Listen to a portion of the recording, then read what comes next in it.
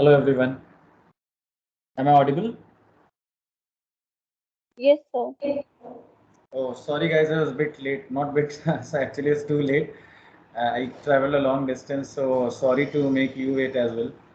And so we'll quickly start the session. From next time, we'll try to coordinate in the same way, like we can be on a timely manner. So, I'll start with my introduction first, and then one by one we'll get to know each other. Like each one of you, what's your experience and what exactly you're looking out for, so that I can also be, I should have the information that what exactly the topics are needed for you. If someone is not good in databases or SQL, so should I put more efforts on that part? Or if someone is looking for the backend technologies, but he's totally new to this field because he has worked in some different sector, so we can talk on that. But before that, yeah, of course, myself, my name is Anand Mishra, and I have experience of more than 6 years into training of big data Hadoop, and apart from that, that is a backend technology that I take training, SQL Server, and in the mid-end technologies, I take trainings on SSIS, Talent, and on the front-end technologies, long time back, I used to take trainings on Tableau and SAP BO. So right now I'm less involved with the front end part and more involved with the back end and mid end part. So my specialty, of course, was Hadoop when I started my career from the very beginning itself. And apart from Hadoop, of course, SQL, because that is the one thing that is required everywhere where we work. Okay. And this is the training which I take, that is apart from the job corporate work which I do. So basically, on weekdays I'm employed, and on weekends, just as my hobby, I take this training part. So I think that must be sounding good for you. And I just want to have a short introduction of like all three or four of you. Can you please start with Anvi? Yes, sir. Hello, sir. So basically, I was working with IndusInd Bank as a relationship manager, and my department was like it was core sales. So I am looking for this course because I want to switch to like data analyst profile. And basically, I have no technical knowledge at all. So I will be learning from a scratch, basically. Oh, so I think you must have pursued your MBA earlier, and then after that you went into that field, correct? Right, sir. Oh, okay, fine, fine, fine. Okay. What about Deepak?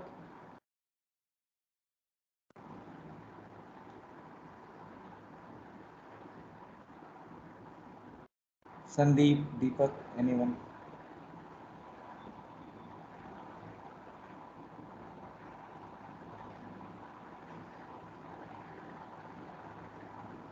Hello Yeah, yes, Sandeep. Sir Yes, मेरा नाम दीपक है हाँ हाँ बोलो sir Deepak. Sir my sir my name is Deepak Singh my my studies MCom Okay. and I have already learned excel and advanced excel. I good command in excels. Okay. I want to know more about data analyst field in I am fresher. Okay. तो अभी analytics में ही देख रहे हो पूरा, correct? हाँ जी sir. Okay, ठीक है. Sandeep. Hello, good afternoon, sir. Hello, Yeah. good afternoon, sir. Yes, Sandeep. Please Sir, introduce yourself. currently, sir, name is Sandeep Gupta. Currently, I am studying Spring Framework Advanced Java course, Okay. and I've completed Core Java, C++, and front end development, MySQL, etc. Okay. So, what's your work experience, Sandeep? Sir, currently I am fresher as I have switched from the chartered accountancy course to development. So, I think all of you are new to technical world right now. like you don't have much experience in technical things, all of you. So all Yes, three sir. of you. And Yes, we sir. have someone sitting over here also. So let me ask for his introduction also. Well, my name is Akhil. Okay. I have experience over 11 years now. Okay. Basically into analytics field, not in big data, but Okay. I have worked on fraud management systems for telecom and revenue assurance. Okay. I mean, you can say it like Which auditing. tools you are working on? In Subex Nikra we have worked on Indian operators like Vodafone, Aircel and other operators. And technical tools which you have used? uh, basically SQL this editor. SQL editor. So more on SQL queries you have worked. SQL queries to find some patterns, then make some rules according to the fraud. Okay. And BI, ETL, anything on that stuff? ETL support, app support was doing. Okay. We were writing Okay, that. so I think all of you are looking more of analytical part right now. Okay, correct. So what I will do is so that's a very good thing. I am also someone who is from analytics field, and my experience, as I told you, the each and every tool on which I work that was related to analytics only from back end to front end. So that's a good thing. Like we can have a good sync with each other, and of course, apart from Hadoop, if I think like something extra should be taught to you for the analytics thing, I'll do that as well, because I don't think that just doing one technology will be good. That's a frank thing, because whenever you go to an institute, so they have their course module designed in such a way that they have to go module by module or unit by unit. But as per my experience, what I'll recommend you people is that just going with one thing, that is Hadoop, is not okay, or just going with any one technology anytime is not okay. So I'll try to put some stress, because you all are looking for ETL analytics part. So I think ETL is also needed bit for you, because that is the trend right now. Whenever you go for interview, so what they ask is that do you have any experience or bit of experience or knowledge on ETL as well. So what I'll do is that from my part, as I worked on ETL, so I'll try to put some information in front of you related to talent. Apart from big data, Hadoop, of course, we are going to do. But apart from that, so that whenever my students go out, they of course come with confidence that we are ready to crack interview. So for that, I know what has to be taught for the analytics field, and just going with Hadoop, I think would not be good for me being a trainer. So what I'll do is I'll just cover a bit of ETL part also with that talent, because most of them are aspiring right now, and they have switched from different fields. Someone is like Anvish is from IndusInd Bank, so she was a relationship manager. So what I'll try is that if you are looking for switch, or he's looking for Java, Sandeep is looking for Java. So if you're looking switch in analytics field, so we'll plan out a strategy in such a way that in any ways, like whatever the market trend is going on, we'll of course catch that. Okay. Apart from that, of course, if you have to be excellent analyst, what I would suggest is that do backend technologies, start with Hadoop and ETL part, of course. But you want to be an excellent and master of analytics field, BI is also needed these days, frankly saying. So apart, but it totally depends on you. As I told you that earlier, I was working in myself in Tableau, but right now I don't take interest in BI part. I take more of interest into writing the codes in SQL and using Talend as the ETL tool. That's why I said you that I'll help you with that Talend, or keeping the data using the Hadoop framework and using that in the ETL SSIS. So I am more involved into those parts, because I love more working on backend and mid-end technologies. So you have to also keep one thing in in your mind, that whenever you are learning analytics, you have to be very clear that analytics means it comprises of three parts: backend, mid-end, and front-end. Okay. Right now you are taking classes for the backend part. If you want to take something in backend part, of course you will get a job for that. But to be eligible, or have to have a good resume, I'll tell you how to. So this class will be sufficient to make a good resume for you. And I would recommend you that how you can go to the ETL stuff also if you want. That is one step upper than this, one step more than this backend technology. Okay. And of course, when you are in ETL part, it means you can be a good technical guy, a top end technical guy because you're working in ETL part. So that is just not like some BI tools where you have to do drag and drop. Of course, in Power BI you write few logics. In Tableau also you write few logics. There are tools, BI tools, in which you just do drag and drop and make the reports and charts. But the working at the ETL part, working in Hadoop, working in backend. So this is something where you start writing your queries and you start putting your mind, isn't it? So of course I'll train in such a way that I'll just keep this thing in mind that everyone is a newbie over here, and we'll go in that way only. We'll start because few people are there who are from a totally different background itself, not related to technical stuff. So we'll go in such a way that each and every one of you understand each and every point whenever needed.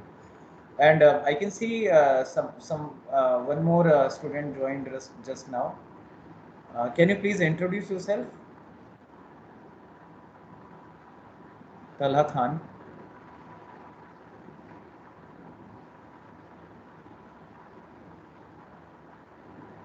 Okay, so I think you can just join in between. I'll start with the introductory part so that we should not take more time on this. Already we are running late. Okay, so first of all, whenever we are talking about Hadoop, so the very first question, because you are also coming to learn over here Hadoop. So the very first question you will ask that why we should learn Hadoop. Okay, what is the reason and why Hadoop came into the picture and what exactly Hadoop is? Like why we should learn it, how it is dominating the industry and why we should learn it. So if I ask like most of you, like I have 10 GBs of data, how you will store it? So of course you will give me the solution that if you have 10 GBs of data, so please store it in pen drive. Okay. If I will say I have 15 GBs of data, you will say, okay, if you have 15 GBs of data, then again you can use the pen drive. If I say I have 100 GBs of data, how I'll store it? So again, you'll say you can use any cloud technology, or you can use hard disk. If you have hard disk, you can use hard disk. If I'll say I have something more than that, I have 1000 GBs of data, where to keep that data? You can say that, okay, again, you can take a hard disk. But now if the size increases to 1 lakh GBs, because that's what happening these days, whichever industry they are working, so the data is growing in a populous manner day by day. So let it be Facebook, Twitter, Google, anywhere. So these are some of the big giants I'm talking about. If you talk about any hospital chains, any business chains, their data is also going in a growing in a populous manner. Now the thing is, if I have to store 1 lakh GBs of data, that will be a really challenging thing for me. So what solution exactly I have if I have to store 1 lakh GBs of data? Yes, please, can you put your view on that? If I have to store 1 lakh GBs of data, where I can store it? I believe that not I think cloud is feasible and cloud. Okay, yeah, of course we can put that on cloud, but is it good to put the data on cloud? Of course, if I don't talk about security, if my data is secure, that is anyways good. But we know this thing that whenever we store data on cloud, that is expensive. If you store anywhere on AWS, Azure, anywhere, so that is expensive because you put your data somewhere. So cloud is like you are renting out the space. You are saying it's like you are saying that I want to shift on to your house and I am paying money for that. So I am taking something on rent. In the same way, cloud is not my permanent space. I am taking that place on rent. Till the time I want to keep the data, I need to pay for it. Okay.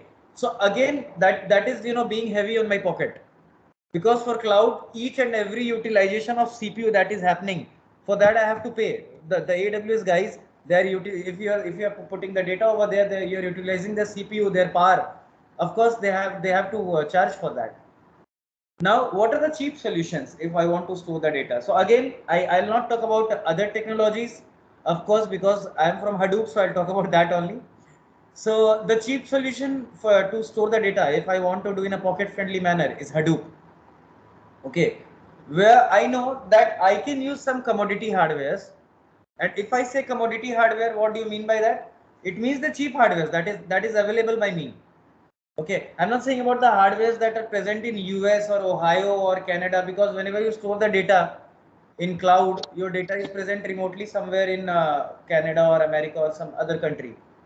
But right now, if I talk about some in-house solution here, if I want to store the data at some in-house solution, what I can do is I can take my commodity hardwares and I can put the data in those commodity hardware means your own laptop, your desktop, that is affordable by you, that is cheap, that is not too expensive. Okay, so that kind of hardware is known as commodity hardware. So Hadoop brought a solution where they said that what we can do is we can put on the data in the commodity hardware. It means our own systems, our own CPUs. But how to do that? We can utilize a group of CPUs. Now suppose I have to store 10 terabytes of data. So what solution they gave is that if you have to store 10 terabytes of data, I have one hard disk of 1 terabyte, suppose, and I have to store 10 terabytes of data. What I can do is I can network 10 hard disks with each other. Okay, it means my 10 computers, I can create a network of my 10 computers and I can utilize that hard disk space, that full space of 10 terabytes to store my data. That will be in a network with each other. That is just like a cloud. In cloud also you have a cluster. So a group of computers or a group of CPUs, a group of processing units that is kept somewhere, that are networked with each other, they provide their resources. In the same way, I can network my 10 computers with each other.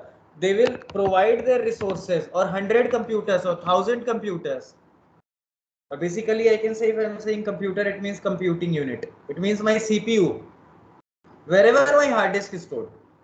So I can keep my hard disk, 10 hard disk, I can network them together and I can create a cluster out of it, and I can store the data on that cluster in a feasible, cheap and in-house manner. Any doubts? Deepak, Sandeep, Anvi, Talha, Akhil? No, sir. No, sir.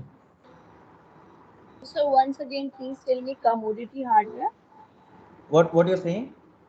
So commodity hardware you mentioned, please like explain it again one more time. Commodity hardware मतलब देखो, आप जो normally system use कर रहे हो ना, जो आपका लैपटॉप भी हो या जो भी चीप कॉस्ट में, देखो कैसा होता है, आप जब देखने जाओगे तो सिस्टम मार्केट में ऐसे ऐसे अवेलेबल हैं जहाँ पे महंगी टेक्नोलॉजीज है, जैसे कि आप SAP हैना का देखने जाओ तो वहाँ पे कैसा है कि काफी सारे रैम, एक ही सिस्टम में बहुत सारे रैम रहते हैं, मतलब वो महंगा पड़ता है मुझे खरीदना। या अगर मैं क्लाउड के टेक्नोलॉजी से बात करूँ तो जहाँ मेरा डेटा रखा हुआ बैक एंड पे, वहां पे क्योंकि इतना ज्यादा हीट रहता है, इतना ज्यादा सर्वर रूम में ये रहता है, तो वो लोग बहुत हाई एंड टेक्नोलॉजीज यूज करते हैं, हाई एंड प्रोडक्ट्स यूज करते हैं, हाई एंड सर्विसेज यूज करते हैं। और जो सिस्टम भी रहता है, जो कंप्यूटर्स रहते हैं, कंप्यूटिंग यूनिट्स रहते हैं, वो काफी महंगे रहते हैं। ठीक है, तो कमोडिटी हार्डवेयर का मतलब क्या कि वो महंगे वाले हार्डवेयर नहीं, ये सस्ते वाले हार्डवेयर, यानी जो हम डे टू डे लाइफ में यूज कर रहे हैं, यानी कि हमारा अपना लैपटॉप, हमारा अपना डेस्कटॉप। सर जैसे एग्जांपल है, ऑफिस में हम लोग क्या करते हैं कि हमारे बहुत सारे कंप्यूटर होते हैं, उसको आपस में इंटरनेट कर देते हैं, एक ही प्रिंटर से कनेक्टेड रहता है। करेक्ट। जैसे वहां पे आप कैसे करते हो, एक प्रिंटर से नेटवर्क बना के बहुत सारे कंप्यूटर को कनेक्ट कर देते हो, तो यहाँ पे भी क्योंकि कैसे होता है? हाँ बोलिए सुन रहा सर हूँ। मैं ये कह रहा था कि हम लोग अब एक ही हर कोई डाटा को यूज करता है, सारे साइमल्टेनियसली एक साथ नहीं करता। जो भी काम करता है वो किसी समय में करता है, तो हम उस रिसोर्सेस को यूज कर पाते हैं। हाँ एग्जैक्टली, बट सब एक नेटवर्क में रहता है और सब एक चीप हार्डवेयर है। ठीक है, हाँ तो जी यहाँ सर। बेसिकली अभी तो कमोडिटी हार्डवेयर का बात चल रहा था, तो अनवी आपको समझ में आया कमोडिटी हार्डवेयर क्या होता है? Yes, sir. Yes, sir. Basically, it was like hardware only, but like I thought it is connected मतलब somehow. आपके घर में कोई पुराने With your कंप्यूटर CPUs, आपके घर में कोई पुराने कंप्यूटर CPUs और हार्ड डिस्क, ये सब जो पड़े रहते हैं, ये सब कमोडिटी हार्डवेयर का ही एग्जांपल है। Okay, sir. ठीक है, Yes. तो अगर वो काफी महंगा वाला प्रोसेसर है, देखो नॉर्मली महंगी वाली चीजें तो हमारे पास है ही नहीं ना, हम महंगे वाले कंप्यूटर्स जो 5 लाख 7 लाख के हाई प्रोसेसिंग यूनिट वाले रहते हैं वो हम यूज ही नहीं करते हैं। तो ऑफकोर्स जो हम डे टू डे लाइफ में यूज कर रहे हैं अपने घरों में, वो कमोडिटी हार्डवेयर है। जो हमारे सिस्टम्स है, जो मेरे सामने अभी लैपटॉप रखा हुआ है, ये कमोडिटी हार्डवेयर है। ये जो डेस्कटॉप मेरे सामने रखा है, ये कमोडिटी हार्डवेयर है। लेकिन जो हाई प्रोसेसिंग यूनिट्स वाले AWS वाले या Amazon वाले अपने पास यूज कर रहे हैं मेरा डेटा रखने के लिए, जब उनको मैं रेंट पे करता हूँ, या कोई भी कंपनी जो बहुत महंगे सीपीयूज रखते हैं ताकि मेरे डेटा को सही से रखा जा सके, सो वो नॉन कमोडिटी हार्डवेयर है, ठीक है। Okay, Okay. सो हुआ यहाँ पे क्या कि now the older technologies, so what older technologies we had, so जब मार्केट में पहले तो चीजें रखी जाने लगी एक्सेल फाइल्स में, स्टार्टिंग में सबसे पहले नोटपैड एक्सेल फाइल्स में ऐसे डेटा रखा जाता था, ठीक है। फिर बात आया कि जब टेक्निकली डेटा को निकालना हो, खोज के हमें रिफाइन करना हो, या बहुत सारा डेटा हो गया तो कैसे खोज के निकाले, तो लोगों ने बोला एक काम करते हैं, एक नई टेक्नोलॉजी बनाते हैं, सीक्वल, एसक्यूएल, ठीक है।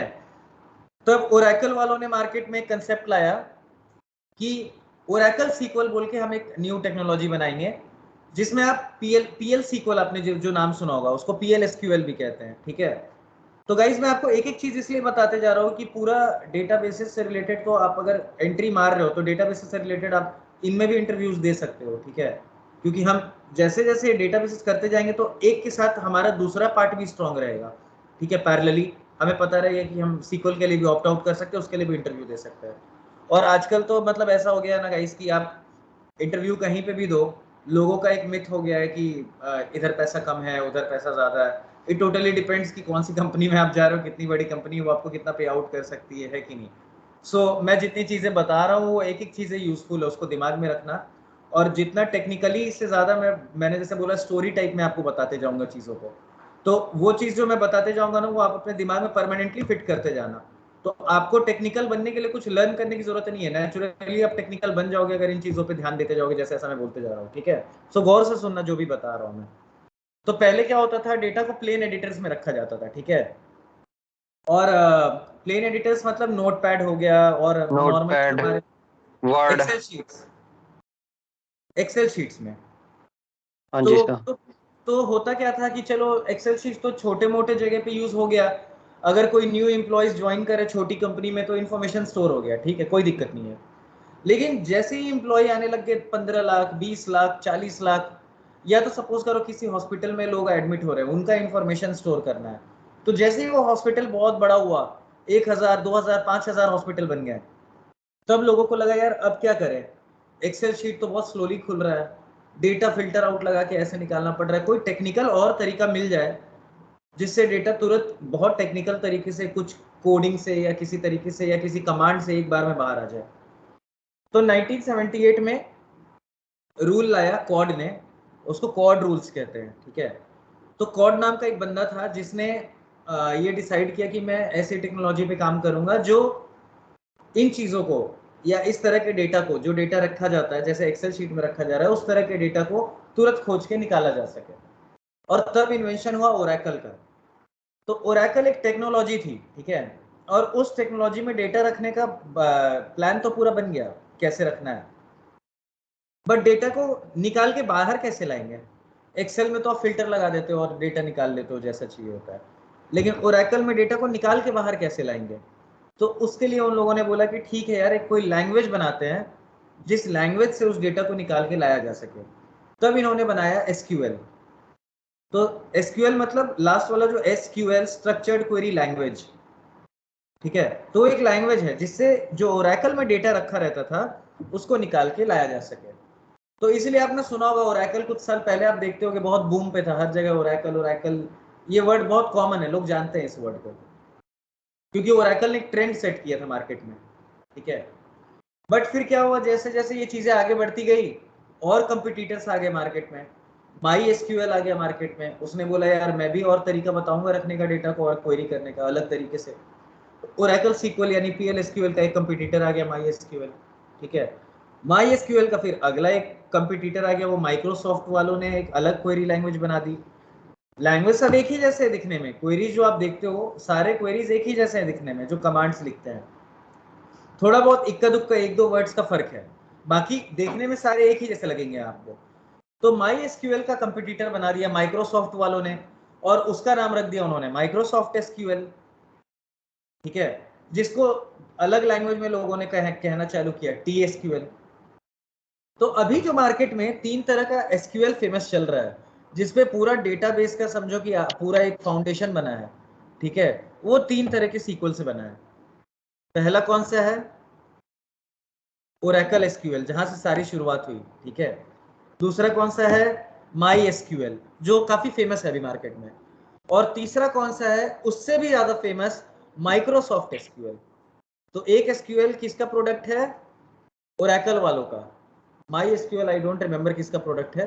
सो एक ओरेकल वालों का ओरेकल एसक्यूएल, दूसरा है माई एसक्यूएल, और तीसरा प्रोडक्ट माइक्रोसॉफ्ट वालों का है माइक्रोसॉफ्ट एसक्यूएल, जिसको ट्रांजैक्ट एसक्यूएल भी कहते हैं, यानी कि टीएसक्यूएल भी कहते हैं। सो गाइस ये लिखते जाओ जो मैं बता रहा हूँ, ये बहुत इंपॉर्टेंट पॉइंट है। अगर आप स्विच मार रहे हो, आप हडूप में चले जाओ या बीआई में चले जाओ या ईटीएल में चले जाओ, ये क्वेश्चंस तो आने ही आने एनालिटिक्स के फील्ड में। शुरुआत ही यहीं से हो रही है कि सीक्वल कितने तरह के हैं, क्या है, ये पहला क्वेश्चन है। लिखते जाओ गाइस। एक सेकंड ना, मैं पानी पी के आ रहा हूँ।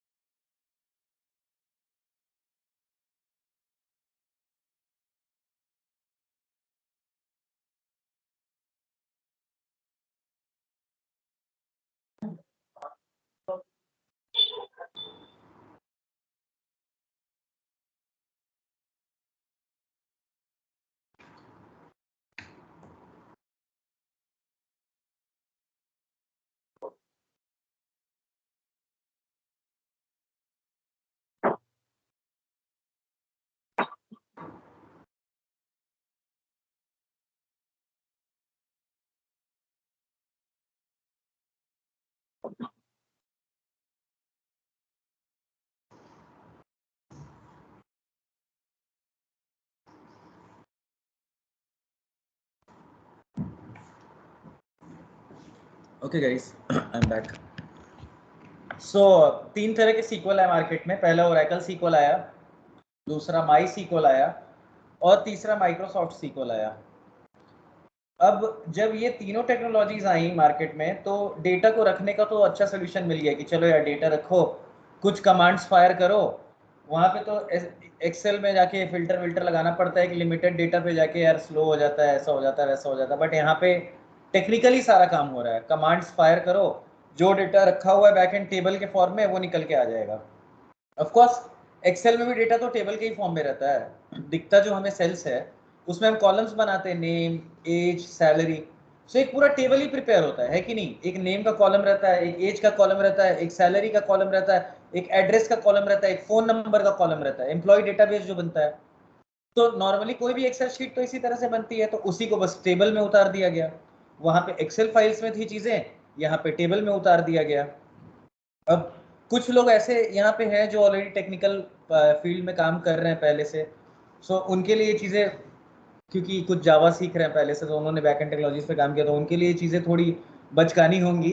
बट कैसा है कि कुछ ऐसे लोग भी हैं हमारे बैच में जिनको बिल्कुल भी टेक्निकल नॉलेज नहीं है, इसलिए उनके लिए मैं इतने बेस से बता रहा हूँ, ठीक है। सो प्लीज़ आप कोऑर्डिनेट करना उसी हिसाब से। सो एक्सेल शीट में कैसा होता था कि डेटा को name, age, salary, phone number, contact, इस तरह से स्टोर करके रखा जाता था। सो कुछ ऐसा कुछ ज्यादा हुआ नहीं, इसी डेटा को जो एक्सेल शीट में रखा जाता था, यानी एडिटर्स में रखा जाता था टेबुलर मैनर में, इसी डेटा को टेबल्स में रखने लग गया, ठीक है। बैक एंड पे टेबल्स बनती है इनकी सीक्वल में, वहां टेबल्स में रखते हैं डेटा को, और उसी टेबल से डेटा को क्वेरी करके निकालते हैं। कैसे, तो कुछ कमांड्स फायर करके, क्वेरी करके हम उस डेटा को निकालते हैं, फिल्टर आउट करते हैं, लॉजिक लगाते हैं उसके ऊपर, ठीक है ना, समझ में आ रहा है। तो उसके लिए हमें कुछ कमांड्स रटने पड़ते हैं, कुछ कमांड्स याद करने पड़ते हैं, ताकि हम सीक्वल पे अच्छे हो सके। क्योंकि क्या होता है आजकल, जो डेटा रखा जा रहा है एनालिटिक्स के फील्ड में बैकएंड पे, वो किसी न किसी सीक्वल में है, ठीक है। इनफैक्ट हडूप में भी आप जाओगे काम करने, तो हडूप में भी एक लैंग्वेज आता है एचक्यूएल, हाइव क्वेरी लैंग्वेज, जो पूरा का पूरा सीक्वल से ही बेस्ड आउट है। सो गाइज एक बात तो आपको ध्यान में रखना होगा, अगर अच्छा एनालिस्ट बनना है तो एसक्यूएल का पूरा बाप बनना पड़ेगा आपको, ठीक है। सीक्वल, क्योंकि हेलो देखो ऐसा नहीं कि बहुत, हाँ बोलो। सॉरी सर HQL तो हाइबरनेट क्वेरी लैंग्वेज का भी तो है। क्या है? Hibernate query language. हाँ, वो तो मैं बोल रहा हूँ, देखो क्वेरी लैंग्वेज बहुत सारे हैं, मैंने 3 पे क्यों लाइट दी ज्यादा दिया, क्योंकि ये 3 अभी ज्यादा चल रहे हैं। ऐसे तो तुम देखोगे तो डीबी वीवर में भी सीक्वल लोग यूज करते हैं, माई सीक्वल यूज करके। तो सीक्वल यूज करने के लिए प्लेटफॉर्म्स तो बहुत सारे हैं, ठीक है, लेकिन मैंने ये 3 नाम क्यों बताए, क्योंकि यही 3 है जो एनालिटिक्स में भी सबसे ज्यादा इंडस्ट्री बैकएंड पे चल रहा है। मैंने एचक्यूएल बोला, अगर मैं वही बताता तो सीक्वल स्ट्रीमिंग भी है जो स्पार्क में यूज हो रहा है, ठीक है। यस तो सर। सीक्वल को देख के, हाँ बोलिए। एंड सर माइस्क्वेल भी डेवलप ओरेकल ने ही करा था। अच्छा, मैं वही, मुझे माई सीक्वल का आइडिया नहीं था, मैं वही बोला माई सीक्वल का मुझे पता नहीं किसने डेवलप किया है। ओरेकल सीक्वल का तो खैर पता है मुझे, ओरेकल ने, एंड देन माइक्रोसॉफ्ट सीक्वल का। तो माई सीक्वल पार्ट, हाँ basically that is good part जो आपने बताया, ओरेकल नहीं किया होगा माई सीक्वल ने, बट उसका यस सर। लैंग्वेज में उन्होंने थोड़ा सा अपडेट और डिलीट कमांड्स में कुछ चेंजेस किए जो नॉर्मली पीएल सीक्वल से थोड़ा बहुत अलग था। So yes sir. मतलब लैंग्वेज में डिफरेंस है, बट कंपनी, पेरेंट कंपनी हो सकता है सेम ही हो, माई सीक्वल हो सकता है वो भी ओरेकल वालों का ही प्रोडक्ट हो, बट हाँ of course we know it with the name MySQL. तो यस सर।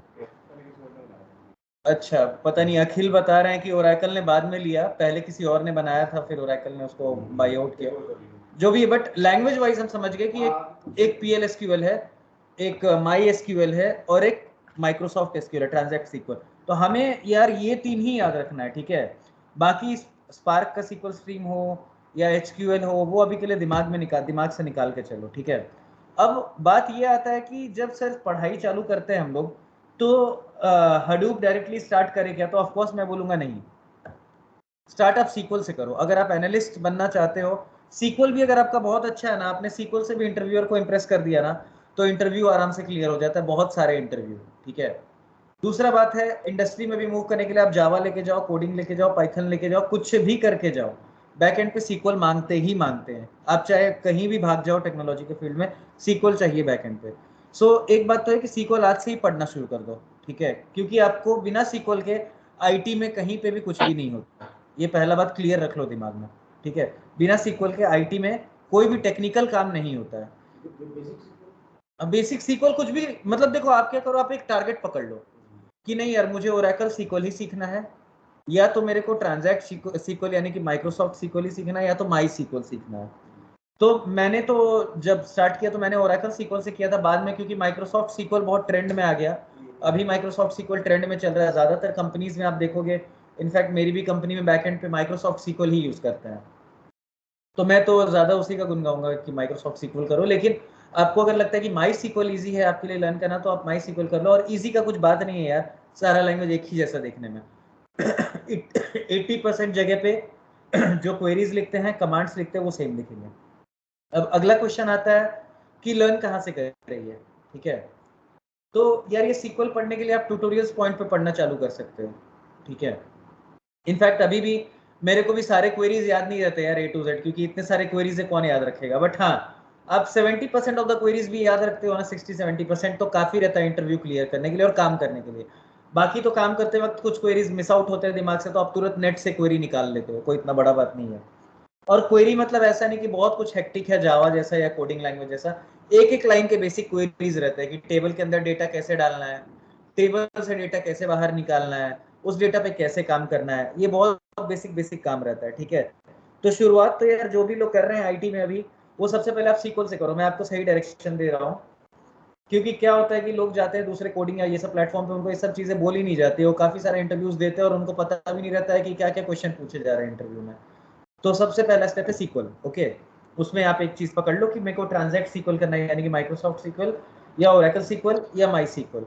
बेटर होगा कि माइक्रोसॉफ्ट सीक्वल करो, बहुत लोगों के लिए माई सीक्वल भी अच्छा है, तो आप वो कर सकते हो। ट्यूटोरियल्स पॉइंट से पढ़ना चालू कर दो, और साथ में यूट्यूब पे आप सीक्वल के ट्यूटोरियल्स देख सकते हो, ठीक है। सॉफ्टवेयर भी उसका इजीली डाउनलोड हो जाता है नेट पे, सब कुछ फ्रीवेयर है, पैसे नहीं लगते हैं। आप जाके इजीली ओरेकल इंस्टॉल करना टफ है, लेकिन माई सीक्वल आप इजीली माई सीक्वल इंस्टॉलर खोज सकते हो इंटरनेट पे। गूगल पे डालो how to install SQL in my system in my Windows 10, आराम से मिल जाएगा। माई सीक्वल इंस्टॉल कर लो, नहीं होता है माइक्रोसॉफ्ट सीक्वल करना है, गूगल पे डालो माइक्रोसॉफ्ट सीक्वल का पैकेज आपको मिल जाएगा, वो इंस्टॉल कर लो, देख लो क्या स्टेप्स है। थोड़ा मेहनत लगेगा, थोड़ा सरदर्द लगेगा, लेकिन हो जाएगा इंस्टॉल, ठीक है। एक बार इंस्टॉल हो गया तो मतलब आप SQL सीख गए क्योंकि यही लॉजिक है, लोग सीख नहीं पा रहे हैं क्योंकि लोग इंस्टॉल नहीं कर रहे। पहली बात, जो इंस्टॉल करता है वो सीख जाता है। तो आपको करना क्या है, आपको इंस्टॉल करना है। आप इंस्टॉल करो, आप सीख जाओगे, गारंटी है मेरा। क्योंकि आप जैसे ही पहला टेबल बनाओगे, आपको खुद से अंदर से वो बोलते हैं ना, कॉन्शियसनेस होना, वो चूल मचता है कि हाँ मुझे करना चाहिए, अब डेटा डाल के देखना चाहिए, अब डेटा पे अपडेट्स करने चाहिए, अब डेटा को डिलीट करके देखना चाहिए। तो जैसे जैसे इंस्टॉल करोगे तब मजा आना चालू हो जाएगा। इंस्टॉल करते वक्त बोर होगा कि अरे क्या है यार, क्या कर रहा हूँ मैं बैठ के। सो आपको पहला काम क्या करना है, इंस्टॉल करना है आज के आज SQL। तो आप MySQL या Microsoft SQL दोनों में से कोई एक चूज कर लो। Oracle पे मत जाओ, पूरा दिन निकल जाएगा इंस्टॉलेशन। या तो Oracle का आजकल तो कैसा हो गया, वन प्लग इन प्ले तुरंत आता है इंस्टॉल करने का, VM भी बन के आते हैं। बट स्टिल बेटर वाला ऑप्शन बता रहा हूँ, वो इंस्टॉल कर दो और चालू कर दो। तो बात ये आई कि डेटा तो रखने का तरीका मिल गया कि SQL में रख देते हैं, बट चीजें डिफिकल्ट वहां पे भी होने लग गई, क्योंकि जब डेटा SQL में रखना चालू किया लोगों ने, बट जैसे जैसे दुनिया एडवांस होते गई, डेटा बढ़ता गया, हॉस्पिटल वाले अपने चेन बनाते गए, गूगल वालों के पास डेटा बढ़ते गया, सबके पास, फेसबुक वाले के पास डेटा बढ़ते गया, तो सोचा गया यार इतना सारा डेटा रखे कहाँ, है कि नहीं। SQL में तो पहले रख ले रहे थे ठीक से, अब इतना सारा डेटा कहाँ रखे हैं, क्योंकि SQL भी एक लिमिट पे जाके फट जाता है कि अरे यार मैं तो इतना 10 लाख रो ही रख पाऊंगा, 50 लाख रो ही रख पाऊंगा इस, हाँ कुछ ना कुछ जगह पे जाके जितना साइज है आपके हार्ड डिस्क का और कितना उसको अवेलेबिलिटी मिल रहा है वो वैसे रन होगा, एक लिमिट पे जाके वो फटने लग जाएगा। एक क्वेरी फायर करोगे, आधे घंटे तक बैठे रह जाओगे। तो अब सोल्यूशन है कि क्या करें, कहाँ रखे डेटा को। तो लोगों ने बोला ठीक है यार क्लाउड पे रखते हैं। फिर बात आया यार क्लाउड पे तो पैसे लग रहे हैं, तो ठीक है हडूप में रखते हैं, ठीक है। बट हडूप में डेटा रखने का तरीका मिल गया, फायर करके डेटा बाहर निकालने का तरीका आज भी वही है। SQL को ही आधार रखा गया है, बेस तो SQL ही है, जिसको लेके लोगों ने समझा कि अच्छा क्वेरी आउट करके निकालेंगे, एक लैंग्वेज की जरूरत है तो SQL, वहां पे हाइव टेक्नोलॉजी है। इसके अलावा और भी चीजें आई हडूप में, वो बताऊंगा मैं धीरे धीरे, कैसे डेटा को निकाला जाता है, कैसे प्रोसेस किया जाता है। सो बेसिकली अब हम लोग मेन पॉइंट पे आते हैं कि हडूप है क्या, ठीक है। डेफिनेशन ऑफ हडूप, गूगल खोल के देखोगे तो सबसे पहला लाइन आएगा, हडूप इज अ फ्रेमवर्क, ठीक है। किसी ने तो क्लास आने से पहले थोड़ा रिसर्च किया होगा हडूप के बारे में, क्या होता है हडूप। नहीं सर, पता ही नहीं हडूप।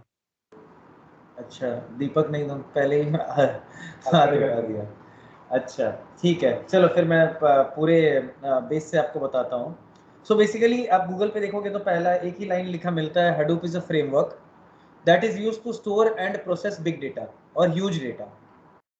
अब बिग डेटा का मतलब क्या है, तो देखो यार अब लेमन लैंग्वेज में बात करना हम लोग स्टार्ट करते हैं, ठीक है। जो भी है बीच बीच में इंग्लिश भी हम लोग बोलेंगे फॉर थोड़ा प्रोफेशनलिज्म के लिए, बट हम लोग लेमन लैंग्वेज में बात करेंगे।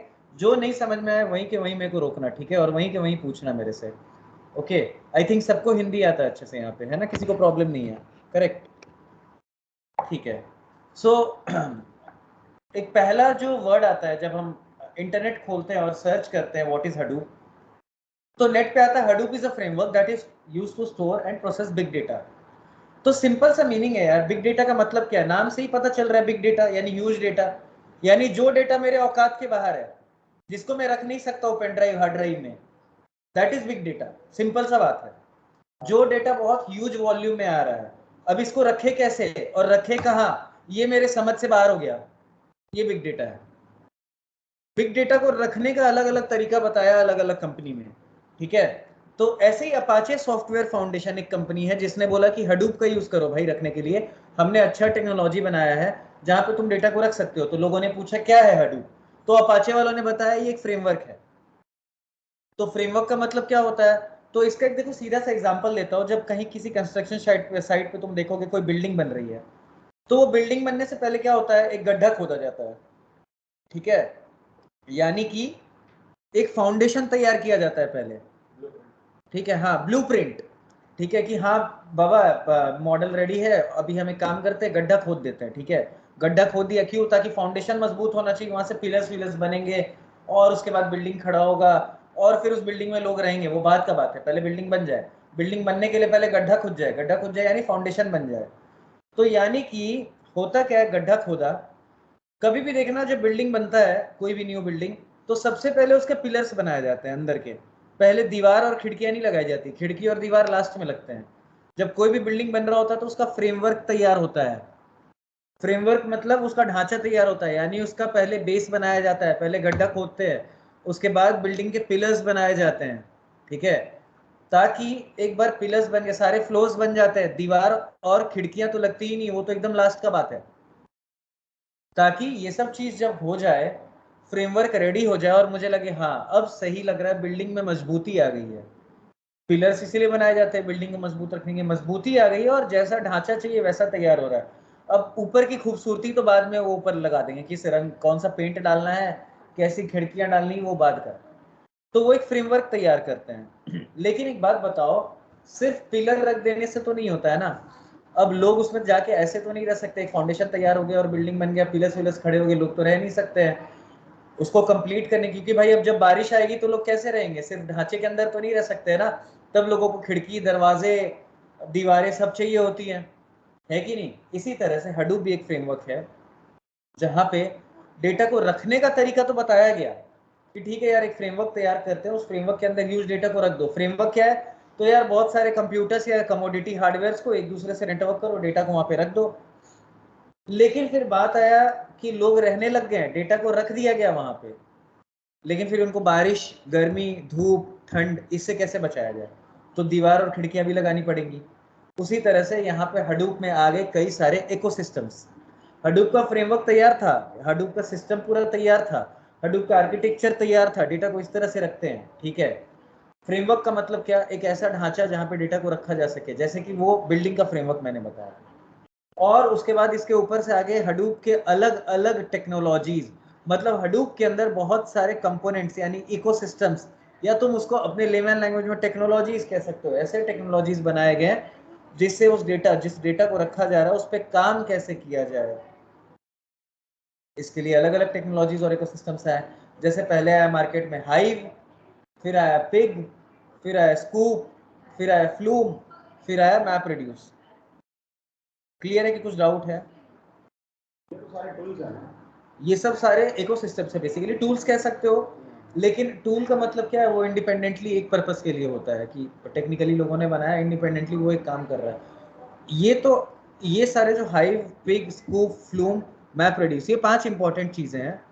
ये इनको बेसिकली इकोसिस्टम कहते हैं, इनके बिना हडूप कुछ नहीं है, इसलिए इकोसिस्टम कहते हैं। Different ecosystem. There are different 5 different ecosystems, जो किसी कंपनी में लोग सिर्फ हाइव पे काम कर रहे हैं, हाइव का इस्तेमाल करके हडूप में रखा हुआ डेटा उस पर काम कर रहे हैं। ये सब बस डेटा को प्रोसेस करने के लिए एक मीडियम है। हाइव एक मीडियम है, पिग एक मीडियम है, यानी एक इकोसिस्टम है, यानी एक टेक्नोलॉजी है जिसके थ्रू हडूप में जो रखा हुआ डेटा है उस पर हम काम कर सकें।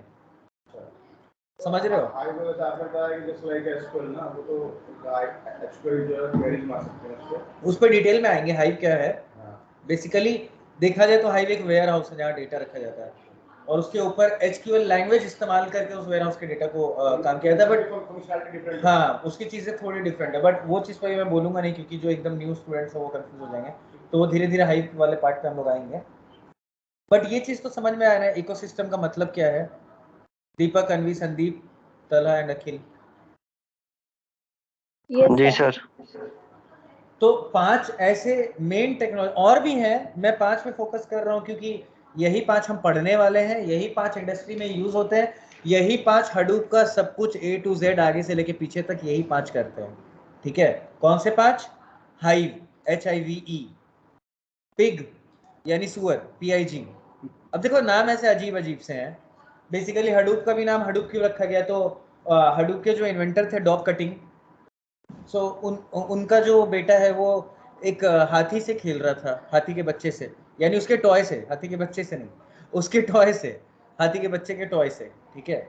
सो उसी वक्त डॉग कटिंग के दिमाग में चल रहा था कि एक ऐसी टेक्नोलॉजी चाहिए जहाँ पे बिग डेटा या ह्यूज डेटा रखा जा सके।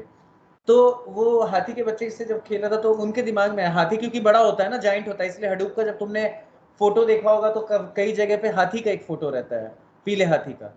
तो वो उसी टॉय के चलते ये पीला हाथी आया पिक्चर में, यानी कि हडूप आया पिक्चर में जो पीला हाथी था। क्यों? क्योंकि वो बच्चा उस टॉय से खेला था, तो इसके दिमाग में जैसे हाथी बड़ा है वैसे मेरे को बड़ा डेटा रखना है, यानी कि उसका भी नाम, तो उसका बच्चा कुछ भी बोल रहा था, हडूप हडूप हडूप, तो इसने वही नाम रख दिया टेक्नोलॉजी का, हडूप। अब इसके इकोसिस्टम्स के भी नाम इसने जानवरों के ऊपर रखे कई सारे, जैसे कि पिग एक इकोसिस्टम है, हाइव, हाइव मतलब बी हाइव यानी मधुमक्खी का छत्ता। तो जैसे मधुमक्खी के छत्ते में शहद रहता है, वैसे ही यहाँ पे हाइव में, वेयर हाउस में हमारा कई सारा टेबल्स उसी तरह रखा रहेगा जिसपे हम प्रोसेस करेंगे, ठीक है। पिग, उसका भी रीजन है, क्या क्या नाम कैसे कैसे, सो वो भी हम लोग देखेंगे आगे आने वाले क्लासेस में। अभी फिलहाल तो इतना समझ जाओ कि ये सब इकोसिस्टम्स है, हाइव, पिग, स्कूप, फ्लूम, मैप्रोड्यूस, ये 5 चीजें हमें अच्छी करनी है, ठीक है। एज एन एनालिस्ट तुम बोलोगे तो मैं बोलूंगा हाइव अच्छा कर लो, हाइव अच्छे से कर लो, ठीक है, क्योंकि वहाँ पे सीक्वल यूज होता है, वो अगर अच्छा कर लोगे तो काफी जगह पे तुम्हें काम मिल जाएगा। और ऑफ कोर्स तुम हडूप लिखते हो रेज्यूमे में तो तुम्हारे रेज्यूमे का वेट ऐसे ही बढ़ जाता है, हाइव लिखोगे हो तो रहा है और मौसम? प्लस पॉइंट बोलो। दीपक कुछ बोल रहे हो? अच्छा ठीक है, आई थिंक वो बाय मिस्टेक, ठीक है। तो ये सारे हडूप के इकोसिस्टम्स है। और देखो पुराने सिस्टम जो थे यानी कि ओरेकल यानी माइक्रोसॉफ्ट या माइक्रोसॉफ्ट सीक्वल, इनमें प्रॉब्लम क्या आ रहा था? पैसे का तो था ही प्रॉब्लम कि कहाँ पे इतना सारा डेटा रखेंगे तो पैसा लगने लग जाएगा, इतना रेंट वेंट देना पड़ेगा, ये वो। तो चीजें थी कि भाई हडूप ने बेनिफिट्स कहाँ दिए हैं, हडूप अच्छा क्यों साबित हुआ दूसरे पुराने टेक्नोलॉजी से? पहली बात तो ये तुम यहाँ पे बिग डेटा रख सकते हो, ह्यूज डेटा। दूसरा बात कॉस्ट इफेक्टिव था, तुम्हारे कमोडिटी हार्डवेयर यूज कर रहे हो, कुछ महंगा सॉफ्टवेयर यूज नहीं कर रहे हो, ठीक है। तीसरा वो फास्ट था, फास्ट था मतलब कि डेटा को पैरेलल प्रोसेस किया जाता है हडूप में। यहाँ पे कैसा हुआ कि जो फाइल तुम दे रहे हो हडूप में, उसको पहले तोड़ा जाता है, फाइल को तोड़ के अलग अलग टुकड़ों में रखा जाता है चंक्स के फॉर्मेट में, ताकि जब तुम काम कर रहे हो तो उसमें काम करते वक्त पैरेलल प्रोसेसिंग किया जा सके,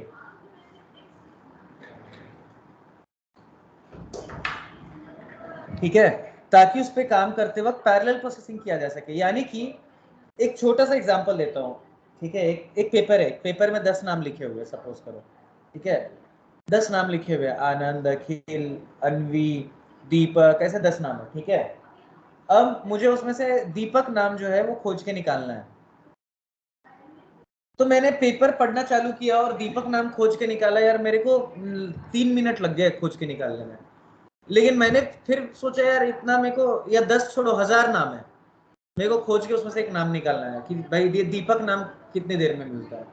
तो 3-4 मिनट लग गए मुझे इतने बड़े पेपर से वो नाम निकालने में। बट अब मैंने क्या किया, मैंने बोला यार इतना बड़ा पेपर है, इतने सारे नाम लिखे, तो मैंने पेपर को फाड़ा बीच से और मैंने आधा टुकड़ा दे दिया अखिल को, आधा टुकड़ा मेरे पास। अब दोनों जन ने एक साथ खोजना चालू किया, तो काम जल्दी हो जाएगा ना, क्योंकि डेटा छोटा हो गया। देखो कट शॉर्ट कर दिया, स्प्लिट कर दिया मैंने, पेपर को फाड़ दिया मैंने और आधा पेपर दे दिया मैंने अखिल को। तो अब जो काम 3 मिनट में हो रहा था वो काम 1.5 मिनट में हो जाएगा। क्यों? क्योंकि दोनों जन लग गए पैरेलली, मैं भी इधर खोज रहा हूँ आधे पेपर पे और आधा जो टुकड़ा अखिल के पास है अखिल भी खोजने में लगे हुए हैं। तो वो जो काम 3 मिनट में हो रहा था वो 1.5 मिनट में हो जाएगा। पैरेलल प्रोसेसिंग का मतलब यही है कि पैरेलली एक काम जो हो रहा था, या फिर तुम जब देखो ना सीपीयू खुद खरीदने जाते हो या लैपटॉप, तो आजकल लोग खरीदने जाते हैं तो लोगों को, बहुत सारे लोगों को पता भी नहीं कि वो i7 क्यों खरीद रहे हैं। बस पता है कि i7 खरीदना है, खरीदने चले गए और मार्केट में बोलते हैं i7 लैपटॉप दिखाओ, क्यों? क्योंकि वो लेटेस्ट है, क्योंकि वो फास्ट है। एक्चुअल रीजन ये रहता है हम i7 क्यों लेते हैं, क्योंकि वो फास्ट है। क्यों फास्ट है? क्योंकि उसके अंदर पैरेलल प्रोसेसिंग करने का कैपेबिलिटी ज्यादा है। उसके अंदर के जो प्रोसेसर है उसको इतने सारे टुकड़ों में बांटा गया है ताकि जब काम आए करने को तो सारे प्रोसेसर्स लग जाए काम करने के लिए और पैरेलली उस काम को करके फटाक से दे दें।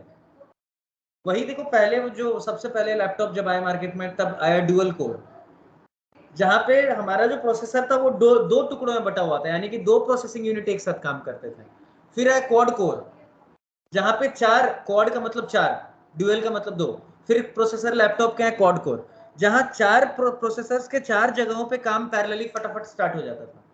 उससे फिर बाद में जनरेशंस बढ़ते गए, तो i3, i5, i7, अब हम i7 पे चल रहे थे। सो i3 में भी अलग अलग जनरेशन है, 7th generation, 8th generation i5 में। तो लोग जनरेशन, इसका मतलब ये है कि चीजों को फास्ट किया गया पैरेललाइज करके। इसी तरह हडूप ने बोला कि यार मैं जो भी फाइल को रखूंगा उसको आधे आधे टुकड़ों में या बहुत सारे टुकड़ों में तोड़ के रखूंगा, क्योंकि जब भी काम करना हो मैं पैरेलली बहुत सारे जगह पे फाइल के जितने टुकड़े रखे सब पे काम चालू कर दूंगा। तो यहाँ पे हडूप के फाइल को तोड़ के रखने का एक तरीका बनाया गया जो कि लिया गया गूगल से। गूगल वाले गूगल फाइल सिस्टम में ये कंसेप्ट लेके आए थे, जहाँ पे उन्होंने बोला था यार हम फाइलों को से तोड़ के रखेंगे स्प्लिटेड मैनर में और पैरेलल इस पे काम करेंगे। हडूप वालों ने बोला बहुत बढ़िया, हम भी यही आइडिया उठाएंगे, और उन्होंने इसी चीज को गूगल फाइल सिस्टम को बना दिया हडूप डिस्ट्रीब्यूटेड फाइल सिस्टम, यानी कि HDFS, Hadoop distributed file system. लिख लो, ठीक है।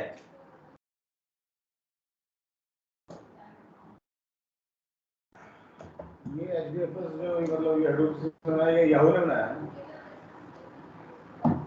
देखा जाए तो सबसे पहला सर्च इंजन भी याहू था, तो कैसे डेटा को सर्च करके लाना है और क्या करके लाना है, तो ये तो पूरा कंसेप्ट ही पहले याहू लेके आया।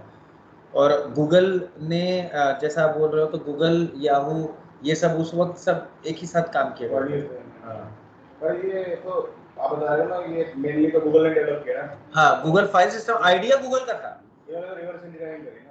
हाँ, इन्होंने बस वही आइडिया उठा के और मॉडिफिकेशंस करके अपने तरीके से HDFS डाला, हडूप डिस्ट्रीब्यूटेड फाइल सिस्टम। ठीक है, क्लियर है सबको? अनवी, दीपक, संदीप, सबको क्लियर है ये बात? तो HDFS का मतलब क्या है कि हडूप की फाइलों को किस तरह से तोड़ के रखा जाता है, that is HDFS file system, यानी फाइल रखने का तरीका। अब देखो, तब जब तुम अपने लैपटॉप में हडूप इंस्टॉल करते हो, हडूप रन करते हो, तो तुम्हारे लैपटॉप में दो चीजें चल रही है एक साथ। तुम्हारा लोकल फाइल सिस्टम यानी तुम्हारा C drive, D drive, E drive, F drive, और एक हडूप डिस्ट्रीब्यूटेड फाइल सिस्टम। तो फाइल सिस्टम क्या, हमारे लैपटॉप का भी फाइल ही सिस्टम है ये। D ड्राइव क्या है? File system. जिस तरह से हम फाइल को रख रहे हैं that is file system. D drive, F drive, E drive क्या है? फाइल सिस्टम है। वैसे ही हडूप वालों ने बोला मेरा फाइल सिस्टम अलग रहेगा जिसका नाम रहेगा Hadoop distributed file system, HDFS।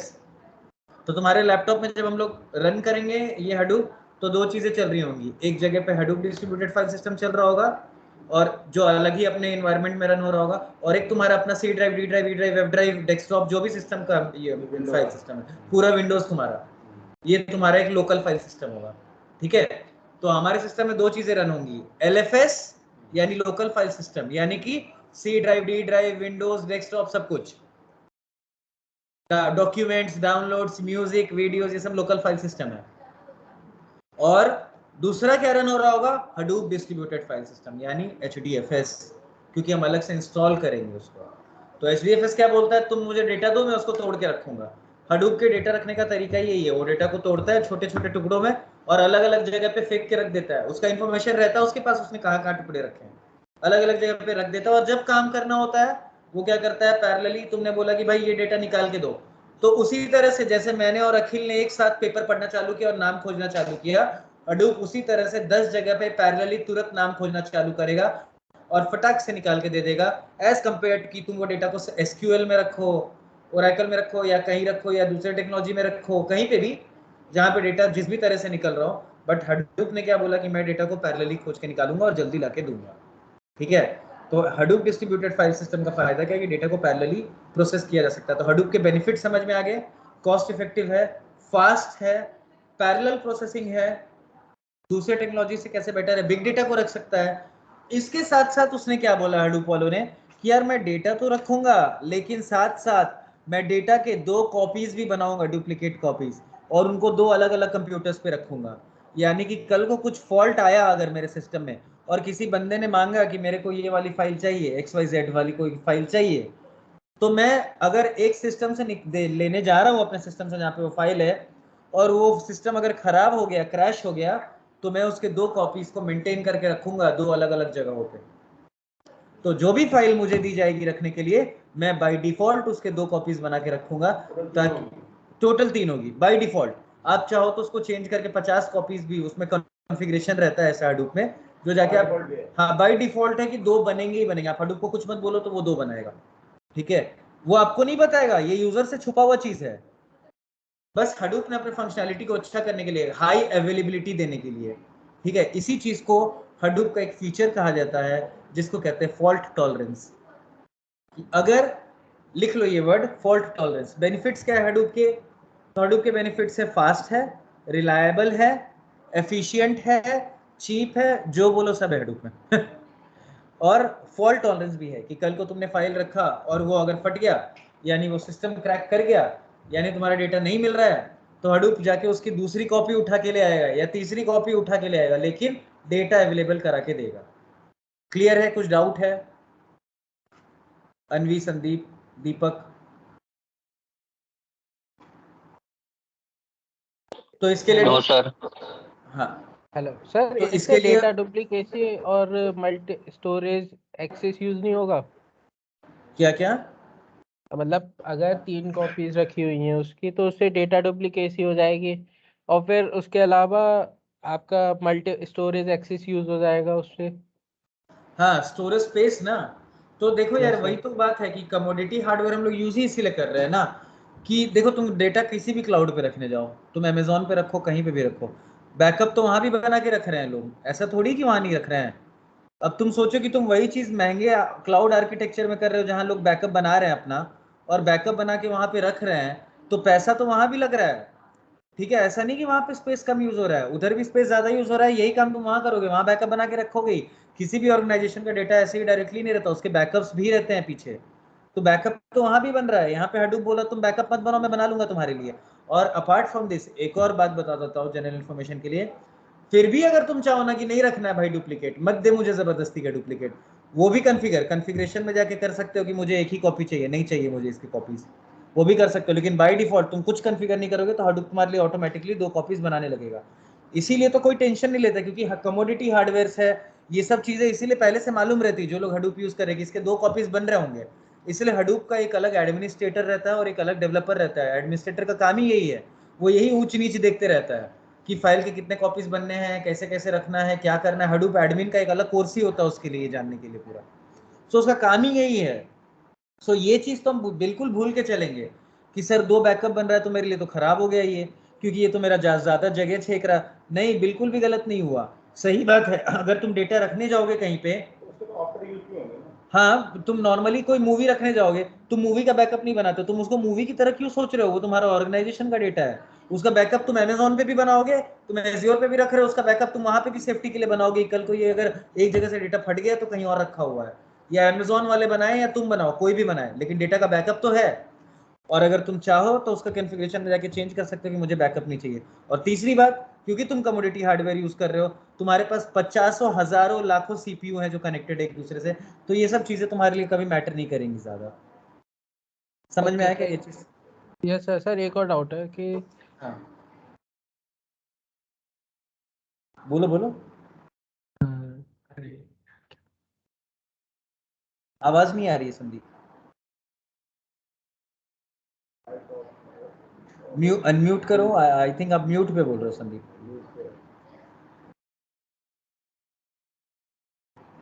हाँ हाँ हेलो बोलो, क्या क्या सर, बोल? जो जैसे डेटा डुप्लीकेट डेटा मतलब बना लिया, एक बैकअप बना हुआ है डेटा का।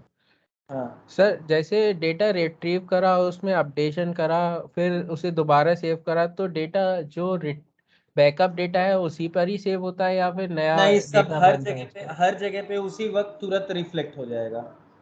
Okay sir. और देखो, सबसे बड़ा बात मैं बता रहा हूँ क्या है, यहाँ पे अपडेशंस नहीं हो रही हैं हडूप में, क्योंकि हडूप में तुमने बोला अपडेशन, वो बहुत एक्सेप्शनल केस है, वो होगा नहीं। क्योंकि हडूप, देखो 2 तरह के मॉडल है मार्केट में, ओलैप और ओएलटीपी। ठीक है, ऑनलाइन एनालिटिकल प्रोसेसिंग और ऑनलाइन ट्रांजेक्शनल प्रोसेसिंग। तुम जब एटीएम जाते हो और एटीएम से पैसा निकालते हो, तो तुम देखते हो कि यार अभी बैलेंस 50,000 था, मैंने 1,000 रुपये निकाला, अब अपडेट होके मेरा पर्चा बाहर आया, पर्चे पे लिख के आ रहा है करंट बैलेंस इज 49,000। तो तुरंत के तुरंत तुम्हें और लिख के आता है योर ट्रांजेक्शन इज कंप्लीट। तो तुरंत के तुरंत तुमने कोई काम किया, तुरंत के तुरंत वो इन्फॉर्मेशन पूरा अपडेट हो गया, तुरंत के तुरंत सारा कुछ तुम्हें दिख गया स्क्रीन पे, दैट इज ट्रांजेक्शन। वो एक ट्रांजेक्शन कंप्लीट किया और तुम निकल गए, वो ट्रांजेक्शनल प्रोसेस है। जो करंट प्रोसेसिंग तुम कर रहे हो, जो तुरंत के तुरंत बैंक में जाके चेंज हो रहा है इन्फॉर्मेशन। लेकिन तुम जब एनालिस्ट बनते हो या एनालिटिकल फील्ड में आते हो, तो तुम्हारा ध्यान रहता है ऑनलाइन एनालिटिकल प्रोसेसिंग, जहां पे डेटा रहता है पुराना, जिसको हम चेंज नहीं करते हैं, बस उस डेटा पे एनालिसिस करते हैं बैठ के, उसको हम बदलते नहीं है कि हाँ भाई अभी 50,000 था तो अब बैलेंस 49,000 हो गया, ऐसा नहीं होता है। वहां क्या होता है कि भाई 50 साल पहले बारिश हुई थी कि नहीं हुई थी, वेदर फोरकास्ट का एग्जांपल ले लो, कल बारिश होगी कि नहीं होगी, कल कितना टेम्परेचर रहेगा, ये सब कैसा पता करते हैं वो? क्योंकि वो पूरा एनालिटिकल प्रोसेसिंग करते हैं, वो 50 साल से पूरा इंफॉर्मेशन रखे हुए हैं। कि भाई 2 जुलाई के दिन बारिश हुई है कि नहीं हुई है, 1 जुलाई के दिन गर्मी था कि नहीं था। अगर 1 जुलाई को गर्मी था तो 2 जुलाई को बारिश हुई है। उसी हिसाब से 50 साल का पूरा डेटा ट्रैक करते हैं और पता करते हैं कि इस बार भी 1 जुलाई को गर्मी है, यानी कि 2 जुलाई को बारिश होगी। इस तरह से वेदर फोरकास्टिंग होता है। This is example of analytical processing. एक छोटा सा एग्जांपल दे रहा हूँ। या किसी कंपनी में कि मेरे कितने एम्प्लॉइज काम करके गए, मेरा कितना पैसा लेके गए, कितने साल काम किया, किसको ग्रेचुइटी मिला, किसको पीएफ मिला, कितना मिला, क्या मिला, ये इंफॉर्मेशन रखा हुआ है, बस उसको एनालाइज कर रहे हैं। This is analytical processing. उसमें कुछ बदलाव नहीं कर सकते हैं। जो एम्प्लॉय जितना पीएफ लेके निकल दे के गया, सो ग्रेचुइटी लेके निकल गया, वो वापस उसको बदला नहीं जा सकता है। वो एक फिक्स डेटा है, जो एक पुराना इंफॉर्मेशन है। 50 साल पहले कितनी गर्मी थी उसको बदला नहीं जा सकता है। तो सर पुरानी इंफॉर्मेशन के लिए काम करता है। हाँ, एनालिसिस का मतलब है कि कुछ इंफॉर्मेशन है जिसको तुम ट्रैक आउट करके कोई नया इंफॉर्मेशन निकाल रहे हो। रियल टाइम तो नहीं है ये रियल टाइम नहीं है। OLTP इज रियल टाइम, जो तुरंत हो रहा है, तुरंत चेंजेस हो रहे हैं, ट्रांजेक्शन्स हो रहे हैं। तो हडूप बेसिकली बिग डेटा का मतलब ही क्या है? उसी टाइप का डेटा ही आके स्टोर होगा जहां पे कई सारा डेटा रखना है, उस पर एनालिसिस। यानी कि या फिर ऐसा कि पीएम मोदी का नाम कितनी बार ट्विटर पे ट्रेंड किया, तो इसके लिए पुराना डेटा, ट्वीट्स जो है वो रखे गए हैं और ये निकाला गया और पता चला अच्छा पिछले साल एक इलेक्शन के दिन सबसे ज्यादा ट्रेंडिंग नाम चल रहा था पीएम मोदी। तो इस ये कैसे पता चलता है? ये एनालिटिकल प्रोसेसिंग वाले काम करते हैं। ट्रांजेक्शनल प्रोसेसिंग वाले की बैंक में तुरंत पैसा निकाला, तुरंत अपडेट हो गया तुम्हारे अकाउंट में कि 1000 रुपए कट हो गए। That is transactional. वो डेटा के साथ तुमने कैसे खेला? ट्रांजेक्शनली खेला। और यहाँ पे जब तुम डेटा को रख के सिर्फ उससे कुछ बिहेवियर ऑब्जर्व कर रहे हो, कुछ पैटर्न ऑब्जर्व कर रहे हो, जैसे डेटा साइंस वाले करते हैं, या कुछ एनालिसिस कर रहे हो, कुछ रिपोर्ट्स बना रहे हो कि भाई 50 साल से इस इंडिया ने कितने मैचेस जीते हैं, जब भी पाकिस्तान के साथ मैच हुआ है होम ग्राउंड पे तो इंडिया कितना जीता है, पाकिस्तान कितना जीता है, इसका चार्ट बन के आ जाता है टीवी पे। ये एनालिसिस है, एनालिटिकल प्रोसेसिंग है। क्लियर है? समझ में आ रहा है ना? तो ये ओएपी और एलटीपी क्या है? तो हाँ, 2 तरह के मॉडल्स हैं। जब डेटा पे काम करने जाते हैं तो पूरी दुनिया में 2 तरह के मॉडल्स मिलेंगे। या तो हाँ, डेटा का 2 तरह के मॉडल्स रहते हैं। एक OLTP होता है और एक OLAP मॉडल होता है। तो OLTP यानी कि ओरेकल वाले लोग जो ज्यादा तुरंत तुरंत टेबल में डेटा डालना, तुरंत कुछ कुछ चेंज हुआ, सैलरी बदल गई किसी की, 50,000 इंक्रीमेंट कर देना, ये सब OLTP मॉडल का काम है। OLAP मॉडल रखा है डेटा है, उससे कुछ इन्फॉर्मेशन रिट्रीव कर देना है। समझ में आ रहा है? सबको क्लियर है ये बात? अनवी, दीपक, संदीप और तलहा, अखिल, पूछो बेसिक से यार। इसमें अटक जाओगे तो आगे प्रॉब्लम, ये चीजें नहीं समझोगे तो प्रॉब्लम आएगा आगे। तुम्हें समझ भी नहीं आएगा तुम कर क्या रहे हो, ये चीज नहीं होना चाहिए। हेलो हाँ बोलो ना संदीप। सर, सेकंड पॉइंट ये कि जैसे स्टॉक मार्केट होता है, स्टॉक हाँ मार्केट में भी बिग डेटा का यूज होता है आगे एग्जैक्टली, के ट्रेंड्स चेक वहाँ करने पे के भी लिए। ट्रेंड्स, हाँ वहाँ पे देखते हैं तो ना हम लोग 33। तुमने देखा होगा निफ्टी के वेबसाइट पे 365 डेज का एक अलग ट्रेंड रहता है, और तो 1 वीक लो हाँ 1 वीक हाई करके अलग ग्राफ और चार्ट बना रहता है निफ्टी के इस पे। इनफैक्ट तुम बॉम्बे स्टॉक एक्सचेंज पे भी देखना, तो वहाँ पे ग्राफ्स रहते हैं। तो उन ग्राफ्स को लोग देख के ये सोचते हैं कि मुझे लॉन्ग टर्म इन्वेस्टमेंट करना है। इनफैक्ट जो इंट्राडे वाले भी खेलते हैं वो भी पैटर्न देखते हैं। तो ये पूरा एनालिसिस होता है। एनालिसिस कैसे होता है? इस पे ग्राफ बनता है। ग्राफ बनता कैसे है? तो रखा हुआ हिस्टोरिकल डेटा है जिसपे पूरा ग्राफ बनता है निफ्टी का या किसी भी सेंसेक्स का। तो सर क्लियर है? पॉइंट यही तो सर क्वेश्चन था कि जैसे आज आज जैसे 20 आज कितनी डेट है, आज 21 अगस्त है। इस तरीके से 22 अगस्त 23 अगस्त सर, इससे जो ट्रेंड लेते हैं वो बैक 365 डेज का लिया, तो सर हाँ, उसमें भी तो ये तो अपडेशन ये होगा। तो खैर देखो, हमें ट्रेंड एनालिसिस का काम नहीं करना है कुछ। ये मैंने एक एग्जांपल दिया कि ट्रेंड एनालिसिस वाले भी जो कर रहे हैं वो तो डेटा साइंटिस्ट लोग करते हैं। वो जो कर रहे हैं डेटा साइंटिस्ट लोग, वो भी एक ओलैप मॉडल का ही एग्जांपल है, ये बोला हूं मैं। ठीक है? सो ओलैप मॉडल का बस मैं मीनिंग बता रहा हूँ, जहां पे डेटा को रखा जाए और उससे कुछ इंफॉर्मेशन रिट्रीव किया जाए। यानी कि कल के ट्रेंड क्या होंगे या कल स्टॉक मार्केट कैसे होगा, क्या होगा, वो तो डेटा एनालिसिस वाले प्रेडिक्ट कर रहे हैं। प्रेडिक्शन वाला पार्ट छोड़ दो फिलहाल के लिए, या वेदर डिपार्टमेंट में प्रेडिक्ट कर रहे हैं वो पार्ट छोड़ दो। लेकिन जैसे क्रिकेट मैच का ले लो कि हाँ भाई इतने इतने दिन हुआ यहाँ या मैच हुआ, मुझे सिर्फ देखना है अच्छा कहाँ कहाँ मैच हुआ, किस किस मैच में इंडिया जीता, कितनी बार जीता। डेटा रखा है, बस उससे कुछ एनालिसिस कर रहा हूँ, ग्राफ बना रहा हूँ, चार्ट बना रहा हूँ और क्वेरी करके डेटा निकाल रहा हूँ। दैट्स इट, इतना ही बस। क्लियर है संदीप? Yes sir. दीपक, अनवी, जल्दी बताओ मेरे को क्योंकि अब रैप अप करूंगा मैं। कुछ डाउट है तो पूछो, नहीं तो हम लोग फुल फ्लेजेड नो वे में सर। Next class. क्या कुछ डाउट है? नो हाँ जी। सर। No, sir. ठीक है, आपको मेरे जो मैं बता रहा हूँ उसमें क्लैरिटी मेरी बातों में लग रहा है या कुछ नहीं समझ में आया या मेरे लैंग्वेज में कुछ प्रॉब्लम, ऐसा कुछ लगा नहीं ना? नहीं सर, बिल्कुल क्लियर था। ठीक है, चलेगा। ठीक है गाइस, तो आज तो खैर एक सेशन था, पहला डेमो सेशन तो मैंने 1 घंटे में किया, और वेरी सॉरी गाइस आपको मैंने इतने देर रुकवाया। ठीक है, एक्चुअली मुझे मेरे ध्यान में से ही उतर गया था कि मेरे को आना है आज डेमो लेने के लिए यहाँ पे, बट कोई बात नहीं, हम लोग नेक्स्ट क्लास से अच्छे फुल फ्लेजेड वे में। और मुझे एक चीज़ पूछना था कि सपोज करो जब जो भी क्लासेस ज्वाइन करता तो वो फ्लेक्सिबल है क्या मेरे साथ सैटरडे संडे को टाइम्स? अगर मैं टाइम ऊपर नीचे कभी होता है आगे पीछे, तो किसी को प्रॉब्लम है क्या यहाँ पे? तो अगर मेरे मोस्टली तो लाइक फ्लेक्सिबिलिटी है सर, बट इन है ना केस कोई फ्लेक्सिबिलिटी, इमरजेंसी आती है तो वी हैव टू अगर रिकॉर्ड अगर द मान लो सेशन। कभी इवनिंग को रखा और कभी आफ्टरनून को रखा, किसी को प्रॉब्लम है क्या यहाँ पे? संदीप, दीपक, अनवी, किसी को भी? नो सर, नहीं कोई सर, मुझे प्रॉब्लम कोई नहीं है। प्रॉब्लम नहीं है सर। संदीप आपके लिए भी ओके है? Yes sir. मेरा देखो एक्चुअली क्या रहता है ना, मेरा थोड़ा पैरेलली ना और भी बहुत सारा काफ़ी काम चल रहा है। ठीक है, तो ना मैं थोड़ा सा अभी पजल्ड चल रहा हूँ सिचुएशन में, क्योंकि मेरे को इधर उधर बहुत टाइम देना पड़ रहा है, तो ये सब प्रॉब्लम्स थोड़े हो रहे हैं। ऑफिस का भी मेरा काम काफ़ी ज़्यादा है, जो मुझे थोड़ा बहुत उसको अभी खींचना पड़ रहा है इस मंथ के, और लकीली इसी मंथ वो चीज़ भी हो रहा है, sorry not luckily, bad luck की इस मंथ हो रहा है, तो मुझे वो भी देखना पड़ रहा है। सो आई थिंक उतना अगर कभी कभी टाइम आगे पीछे रहा, वैसे हम लोग कोऑर्डिनेट कर लेंगे आप इसमें।